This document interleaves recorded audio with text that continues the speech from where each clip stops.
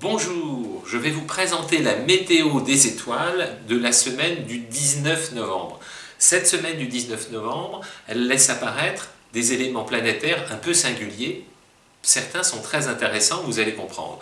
Il y a en toile de fond un changement de signe. Le soleil, on le sait, quitte le Scorpion et entre en Sagittaire. Et le passage se fait le 22.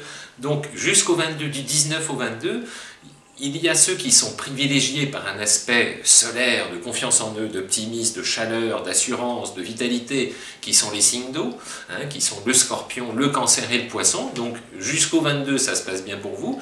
Et puis ensuite, ceux qui bénéficient de l'aspect porteur en matière d'assurance, de chaleur, d'optimisme et d'élan vital plus marqué, ce sont les signes de feu.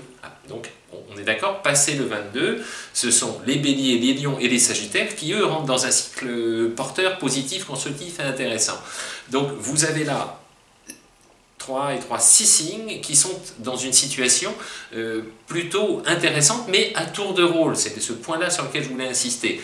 Le virage se fait le 22. Avant sont les signes d'eau, on l'a vu, Cancer, Scorpion, Poisson, et à partir du 22 sont les signes de feu qui sont mis en lumière, Bélier, Lion et Sagittaire. Et puis, surtout, je ne vais pas parler des autres, parce que ceux qui sont moins concernés, ou ils sont en opposition, ou ils sont dans des phases neutres, ils sont moins concernés par ces aspects-là, si ce n'est à surveiller ceux qui sont pile en face, les Gémeaux, Cancer. Vous êtes dans une phase intéressante pour les cancers, mais les débuts Gémeaux, c'est limite en fin de semaine, prudence, pas d'impair, pas de fatigue nerveuse, évacuez tout ce que vous pouvez avant le 22 si possible. Et puis il y a un aspect extrêmement important qui arrive cette semaine, j'ai fait une petite vidéo spécialement consacrée à ça, c'est cette étonnante pleine lune du 23, vendredi. Celle-ci, elle est très importante. Pourquoi? Parce qu'elle se fait dans l'axe du Sagittaire et des Gémeaux.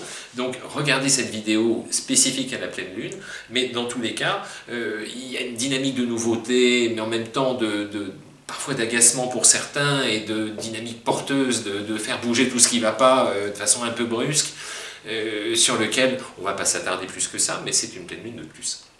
Je vais terminer par la note la plus positive qui puisse exister, qui concerne notre vie amoureuse.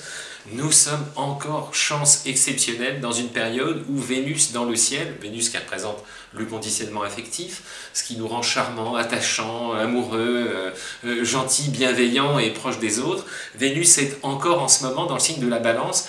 C'est assez rare qu'elle s'attarde quelques jours comme ça encore dans ce signe. Vénus en Balance, c'est la plus belle Vénus qui puisse exister pour séduire, pour aimer, pour charmer, pour créer du rapprochement, pour créer du lien, pour trouver l'équilibre, pour se faire entendre, pour être câlin, pour être sympa, pour être heureux, tout simplement, puis c'est quand même le vecteur le plus important. Donc cette Vénus en Balance, elle a ses camarades de prédilection, qui sont bien évidemment la Balance, mais ceux qui en bénéficient aussi, ce sont nos amis Verseaux, et ça arrondit les angles pour nos amis Gémeaux, qui ont déjà une contrariété de fatigue, donc ils s'en tirent pas si mal, nos amis Gémeaux.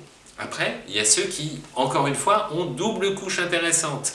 J'en veux par exemple le Lion. Le Lion, grand gagnant. D'un côté, il y a Vénus qui les protège, de l'autre côté, il y a Soleil et Jupiter qui les encouragent. Les Lions, là, vous avez une période à pas louper. Et puis, il y a les Sagittaires. Les Sagittaires, Vénus qui est en Balance, forment un sextile avec vous, qui vient rajouter une couche sur votre Soleil, là, qui rentre dans votre signe. C'est plutôt formidable. Pour les Béliers, en revanche, Vénus est en opposition, donc ça va créer un peu d'agacement.